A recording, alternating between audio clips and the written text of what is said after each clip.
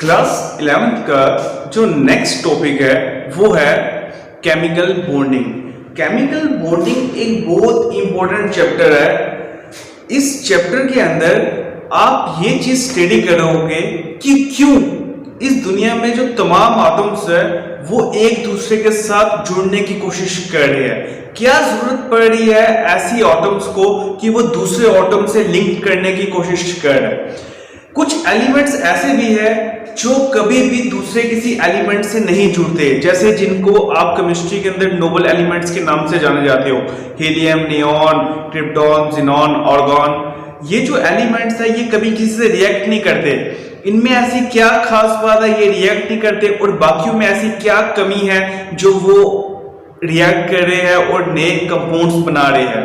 तो chemical combination क्यों हो रही है एटम्स के अंदर, ठीक है, वो हम डिस्कस करते हैं केमिकल बॉन्डिंग में। एक बात ध्यान से सुनना, एक केमिस्ट था, उस बंदे ने क्या बात बोली वो मैं बात बोलता हूं जो उस बंदे ने बात बोली।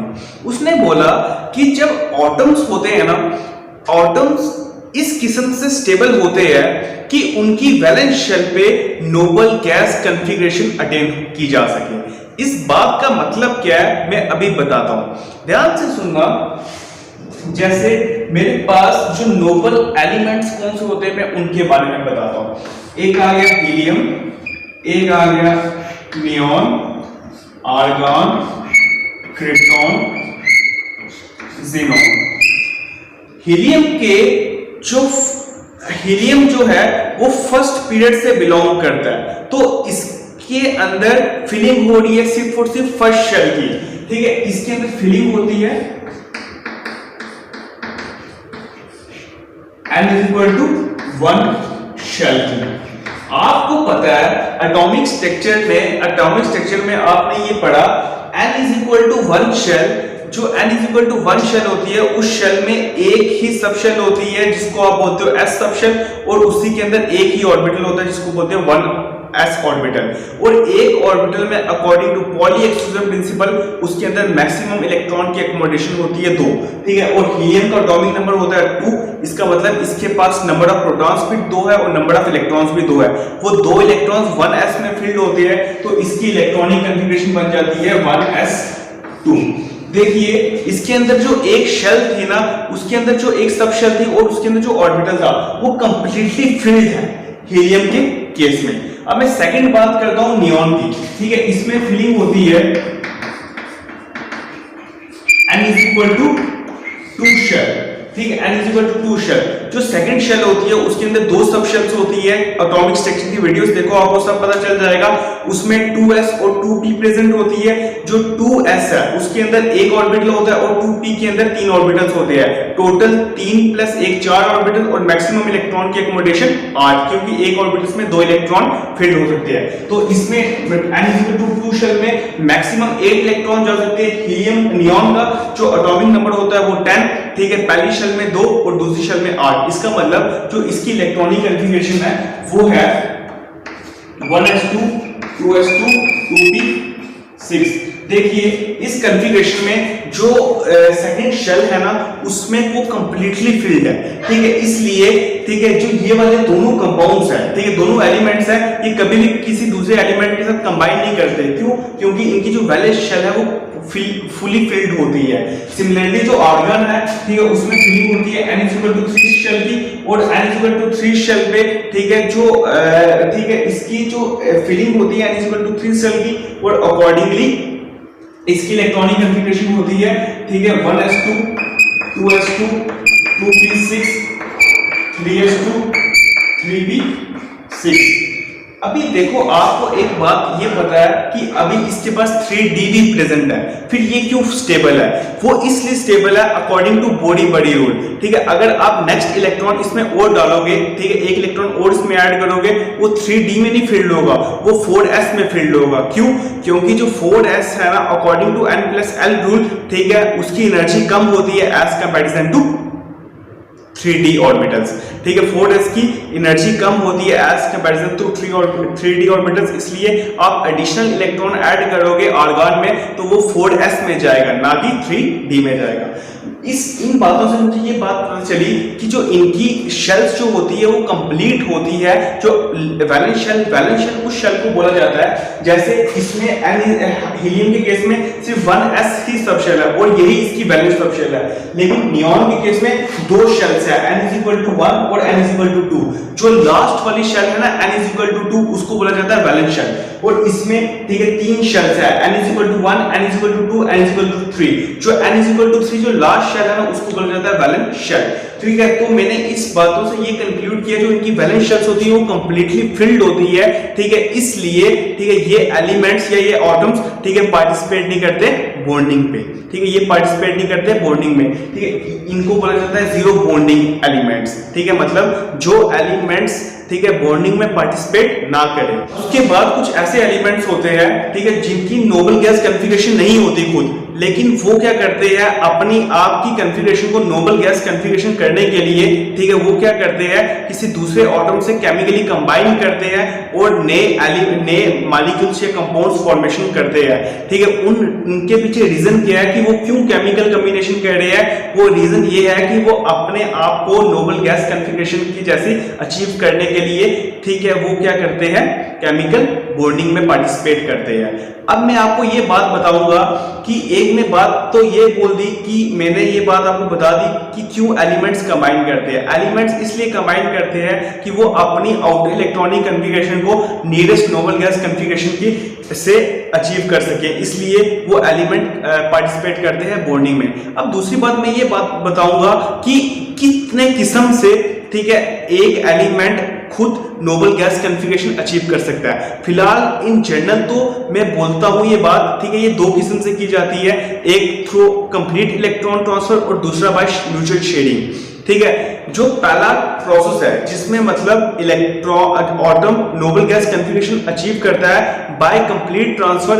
ठीक है, बाय कंप्लीट ट्रांसफर और एक्सेप्टेंस ऑफ इलेक्ट्रॉन, उसको बोला उसके रिजल्ट से आयनिक बॉन्ड पार्टिसिपेट होती है। जो दूसरा मेथड है जिसमें क्या होता है atom Nobel gas configuration achieve करता है बाय म्यूचुअल शेयरिंग। ठीक है, उस केस में जो उनके बीच में बॉन्ड फॉर्मेशन होती है उसको बोला जाता है कोवलेंट बॉन्ड। इन दोनों बातों को मैं डिटेल में डिस्कस करता हूं बोर्ड पे।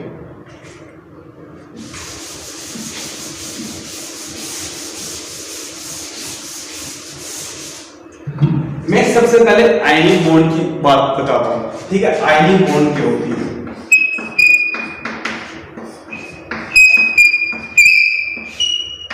आयनिक बॉन्ड होती है जो कंप्लीट ट्रांसफर ऑफ इलेक्ट्रॉन से बन जाए।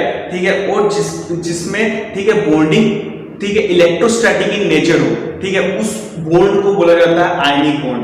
ये बातें क्या है मैं सब बताता हूं। मैं एक एग्जांपल ले रहा हूं NaCl की। ये आपने देखा हुआ है, इसको बोलते हैं कॉमन साल्ट। जो आप घर में नमक इस्तेमाल करते हो वो NaCl है, सोडियम क्लोराइड। ठीक है, देखो जो सोडियम है उसका एटॉमिक नंबर क्या होता है। एटॉमिक नंबर का मतलब कि इसके अंदर कितने नंबर ऑफ प्रोटॉन्स है। और एक बात ध्यान से सुन लो, अगर एटम न्यूट्रल है उसके अंदर जितने नंबर ऑफ प्रोटॉन्स है उतने ही नंबर ऑफ इलेक्ट्रॉन्स है। ठीक है, सोडियम एटम का जो एटॉमिक नंबर होता है 23, इसकी इलेक्ट्रॉनिक कॉन्फ़िगरेशन इसका एटॉमिक नंबर होता है 11, इसकी इलेक्ट्रॉनिक कॉन्फ़िगरेशन 1s2 2s2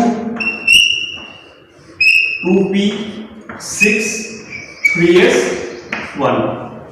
देखिए इसमें 1s भी कंप्लीटली फिल्ड है, 2s भी कंप्लीटली फिल्ड है, लेकिन जो 3 शेल है ना ठीक है वो इनकम्प्लीटली फिल्ड है।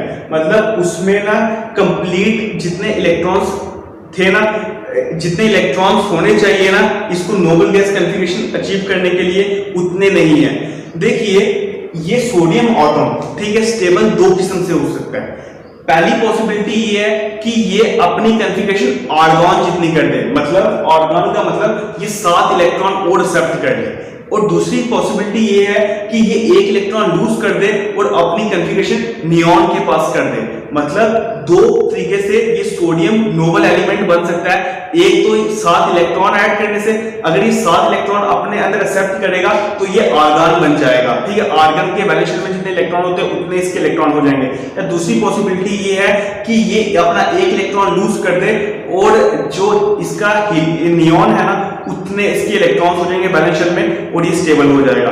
जो पहली पॉसिबिलिटी है ना 7 इलेक्ट्रॉन एक्सेप्ट करना, वो बहुत मुश्किल है, ठीक है, और इम्पॉसिबल है। लेकिन जो दूसरी पॉसिबिलिटी है 1 इलेक्ट्रॉन लूज करना, वो पॉसिबल है। तो जिसके रिजल्ट से, ठीक है, जो सोडियम एटम है ना, ठीक है, वो क्या करता है, 1 इलेक्ट्रॉन लूज करता है, ठीक है, 1 इलेक्ट्रॉन लूज करता है। तो देखो 1 इलेक्ट्रॉन लूज करता है। सोडियम में पहले कितने नंबर ऑफ प्रोटॉन्स थे, 11। ये प्रोटॉन का नंबर था 11 और इलेक्ट्रॉन का नंबर भी क्या था, 11। सही। सोडियम एटम में पहले प्रोटॉन्स भी 11 थे और इलेक्ट्रॉन्स भी 11 थे। जब उसने, ठीक है, जब उसने क्या किया, 1 इलेक्ट्रॉन लूज कर दिया, तो इलेक्ट्रॉन्स का नंबर हो गया 10 और प्रोटॉन का नंबर रह गया 11।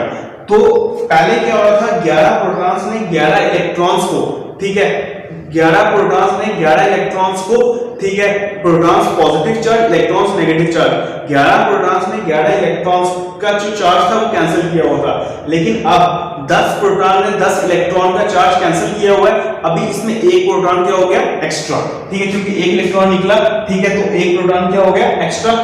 तो इसलिए इसके ऊपर उस 1 प्रोटॉन एक्स्ट्रा को बताने के लिए हम इसके ऊपर लिखते हैं पॉजिटिव। सही। अब मैं बात करता हूं, ठीक है, क्लोरीन एटम की।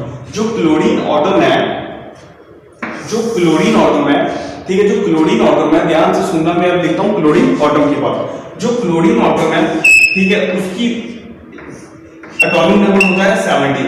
क्लोरीन एटम का जो एटॉमिक नंबर होता है वो 17 और इसकी इलेक्ट्रॉनिक कॉन्फ़िगरेशन होती है 1s2 2s2 2p6 3s2 3p5 2 2 4 6 10 12 5 17। इसके वैलेंस शेल जो है वो 3 शेल है और उसमें 7 इलेक्ट्रॉन्स है। इसको अपनी कॉन्फ़िगरेशन नोबल गैस अचीव करने के लिए, ठीक है, इसको 1 इलेक्ट्रॉन एक्सेप्ट करना पड़ेगा ताकि इसकी कॉन्फ़िगरेशन आर्गन जैसी हो जाए। तो इसलिए क्लोरीन एटम क्या करता है, ठीक है, जो सोडियम ने ये वाला इलेक्ट्रॉन लूज किया ना, ठीक है, क्लोरीन वो वाला इलेक्ट्रॉन एक्सेप्ट कर लेता है। तो क्लोरीन वो वाला इलेक्ट्रॉन एक्सेप्ट कर लेता है तो प्रोड्यूस होता है Cl, ठीक है। देखो इसके अंदर पहले नंबर ऑफ प्रोटॉन्स थे 17, ठीक है, नंबर ऑफ इलेक्ट्रॉन्स थे 17। अब इसने जब 1 इलेक्ट्रॉन एक्सेप्ट किया, इसके अंदर प्रोटॉन्स तो 17 रह गए, अब इलेक्ट्रॉन्स कितने हो गए, 18, ठीक है। 17 इलेक्ट्रॉन्स ने 17 प्रोटॉन्स को न्यूट्रलाइज कर दिया। अब इसमें 1 इलेक्ट्रॉन क्या हो गया, इनरिच। तो वो 1 इलेक्ट्रॉन्स, जो इलेक्ट्रॉन्स है वो नेगेटिव चार्ज है, वो इनरिच जो इलेक्ट्रॉन हुआ ना उसको बताया जाता है इसके ऊपर नेगेटिव आयन लगा। सही। इसका मतलब, ठीक है, मैंने इन बातों से ये बात बताया, ठीक है, जो सोडियम है, नोबल गैस जो नियॉन है उसको अचीव करने के लिए उसने 1 इलेक्ट्रॉन लूज कर लिया। सिमिलरली क्लोरीन एटम, ठीक है, क्लोरीन एटम आर्गन बनने के लिए उसने 1 इलेक्ट्रॉन एक्सेप्ट कर लिया। तो इसलिए वो क्लोराइड आयन में फॉर्म अप हो गया, बिल्डअप हो गया और जो सोडियम एटम है वो बन गया किसमें, सोडियम आयन में, ठीक है। सोडियम आयन वो केटाइन है और क्लोरीन आयन वो अनाइन है। तो सोडियम के ऊपर चार्ज है, सोडियम के ऊपर चार्ज है पॉजिटिव, ठीक है, देख लो, और क्लोरीन के ऊपर चार्ज है नेगेटिव। क्लोरीन के ऊपर चार्ज क्या है, नेगेटिव। इसमें क्या हुआ, इलेक्ट्रॉन्स ना कंप्लीट ट्रांसफर हुए। कंप्लीट ट्रांसफर का मतलब सोडियम के इलेक्ट्रॉन्स पूरे सेंड हो गए किस पे, ठीक है, सोडियम के जो एक्स्ट्रा इलेक्ट्रॉन था ना जो सोडियम के ऊपर, वो कंप्लीटली सेंड हो गया किस पे, क्लोरीन के ऊपर, ठीक है। इसमें बॉन्ड जो बन रही है वो कंप्लीट ट्रांसफर से बन रही है और बॉन्ड बनने के पीछे रीजन क्या है, जो सोडियम है इसके ऊपर पॉजिटिव चार्ज, क्लोरीन के ऊपर नेगेटिव चार्ज, ठीक है। पॉजिटिव चार्ज, नेगेटिव चार्ज, ये दोनों अपोजिट चार्जेस है और ये दोनों अपोजिट चार्जेस एक दूसरे को क्या करेंगे, अट्रैक्ट, ठीक है। और इसके बीच में जो फोर्स ऑफ अट्रैक्शन होगी वो होगी इलेक्ट्रोस्टैटिक फोर्स ऑफ अट्रैक्शन, जिसको जो बनी हुई है अपोजिट चार्जेस से, पॉजिटिव और नेगेटिव से। वो पॉजिटिव चार्ज नेगेटिव चार्ज को होल्ड करके रखेगा और इनके बीच में जो electrostatic complete transfer of bond से इलेक्ट्रॉन बनी उसको बोला जाता है आयनिक बॉन्ड। मतलब इनके बीच में जो बॉन्ड है वो कौन सी नेचर है, आयनिक बॉन्ड। ये था complete description about ionic bond. अब जो नेक्स्ट है, जो दूसरा मेथड है कि एक एटम कैसे इलेक्ट्रॉनिक कॉन्फ़िगरेशन अपनी नोबल गैस कॉन्फ़िगरेशन की इलेक्ट्रॉनिक कॉन्फ़िगरेशन से अचीव कर सकता है, ठीक है, बाय म्यूचुअल शेयरिंग। वो कोवेलेंट बॉन्डिंग के थ्रू की जाती है। वो अब आयनिक बॉन्ड के नेक्स्ट टॉपिक है कोवेलेंट बॉन्ड। जो मेरा नेक्स्ट टॉपिक है वो है कोवेलेंट बॉन्ड। ध्यान से सुनना, ठीक है। देखो जो आपने देखा ना, जो Cl2 मॉलिक्यूल, जो क्लोरीन है ना, वो एग्जिस्ट करता है diatomic molecule, homonuclear diatomic molecule Cl2। अब देखो जो क्लोरीन एटम है, ठीक है, इसकी इलेक्ट्रॉनिक कॉन्फ़िगरेशन होती है 1s2 2s2 2p6 3s2 3p5। ये आ गई क्लोरीन की इलेक्ट्रॉनिक कॉन्फ़िगरेशन। इसके बैलेंस शेल में ना 7 इलेक्ट्रॉन्स है, ठीक है। तो इसको स्टेबल होने के लिए, मतलब इसको ऑर्गन बनने के लिए एक इलेक्ट्रॉन की एक्सेप्टेंस है, मतलब ये एक इलेक्ट्रॉन को एक्सेप्ट कर सकता है, ठीक है। तो क्लोरीन एटम में यही बात है ना, इसमें एक इलेक्ट्रॉन शॉर्ट है किससे, आर्गन से, ठीक है। तो noble gas, next noble gas achieve करने के लिए इसको एक इलेक्ट्रॉन की रिक्वायरमेंट है। देखो सिमिलरली दूसरे क्लोरीन एटम, ये जो Cl2 मॉलिक्यूल है ना, ये 2 क्लोरीन एटम से इस पर मिलके बना हुआ है, ठीक है, ना कि कोई अलग एटम है, दोनों सेम एटम्स हैं, ठीक है। इसमें पहला भी क्लोरीन है और दूसरा भी क्लोरीन है। अब दूसरा क्लोरीन एटम है, ठीक है, उसकी भी सेम ये कॉन्फ़िगरेशन होगी, ठीक है। उसको भी स्टेबल होने के लिए एक मॉलिक्यूल, एक इलेक्ट्रॉन क्या करना है, एक्सेप्ट करना है। मतलब इस केस में ये दोनों एटम्स है ना एक्सेप्टेंस चाहते हैं, ठीक है। मतलब कोई भी लूज नहीं करना, इनके पास कोई ऐसी स्पीशीज है ही नहीं है इसके सराउंडिंग में जो इलेक्ट्रॉन लूज करके इसके साथ, ठीक है, कंप्लीट ट्रांसफर से इलेक्ट्रॉन बना सके। इस केस में क्लोरीन एटम, एक एटम दूसरे क्लोरीन एटम से बॉन्ड बनाएगा, ठीक है, बाय म्यूचुअल शेयरिंग से, जिसके रिजल्ट से उन दोनों को लगेगा कि हमने इलेक्ट्रॉन अपना शेयर किया हुआ है, क्योंकि हम अपने दोनों इलेक्ट्रॉन दे नहीं सकते। अगर ये वाला क्लोरीन एटम इलेक्ट्रॉन दे देगा, एक तो स्टेबल हो जाएगा, दूसरा अनस्टेबल हो जाएगा। इसलिए इन दोनों को कलेक्टिवली स्टेबल होने के लिए इनको म्यूचुअल शेयरिंग करनी पड़ती है। ध्यान से देखना, मैं क्लोरीन एटम का ना लैटिस स्ट्रक्चर बनाता हूं। लैटिस स्ट्रक्चर का मतलब जो इसकी वैलेंस शेल है ना 3, उसमें कितने इलेक्ट्रॉन्स फुल प्रेजेंट है, 7, ठीक है। उन 7 इलेक्ट्रॉन्स को मैं डॉट की शक्ल में रिप्रेजेंट करता हूं, ठीक है। 2 इलेक्ट्रॉन, 2 4, 2 6 और 1 7। सिमिलरली दूसरे क्लोरीन एटम को भी, ये एक क्लोरीन एटम का लैटिस स्ट्रक्चर है, ठीक है। सिमिलरली दूसरे क्लोरीन एटम पे 2 2 4 2 6 और 1 7। अगर ये क्लोरीन एटम का एक इलेक्ट्रॉन और दूसरे क्लोरीन एटम का एक इलेक्ट्रॉन म्यूचुअल शेयर हो, तो इनके बैलेंस शेल में ना, ठीक है, टोटल 8 इलेक्ट्रॉन्स हो जाएंगे दोनों के। देखना कैसे, बैलेंस शेल में टोटल 8 इलेक्ट्रॉन रहेंगे दोनों के, और नीडेस्ट आर्गन की कॉन्फ़िगरेशन अटेन कर लेगा। इसने ये इलेक्ट्रॉन शेयर कर दिया। अब इस क्लोरीन की बैलेंस शेल में कितने हुए, 2 2 4 2 6 और 2 8। सिमिलरली इस क्लोरीन की बैलेंस शेल में 2 2 4 2 6 2 8। दोनों क्लोरीन एटम, ठीक है, म्यूचुअल शेयरिंग से इलेक्ट्रॉन को शेयर किया, जिसके रिजल्ट से उन दोनों ने अपनी configuration nearest noble gas configuration की जैसे आर्गन की जैसी अटेन कर ली। This is all about for chemical bonding.